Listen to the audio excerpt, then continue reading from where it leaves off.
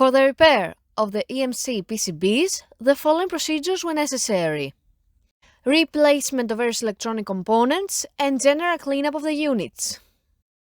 For testing, we connect the PCBs to a spare oil mist detector unit. By adding the power supply, the unit reacts and the LED indicators light up.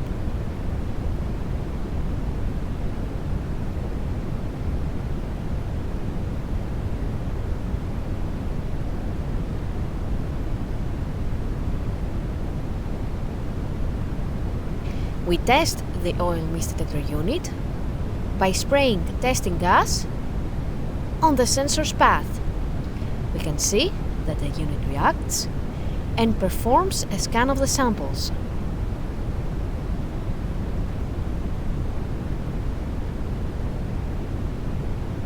No further testing is possible due to lack of additional units.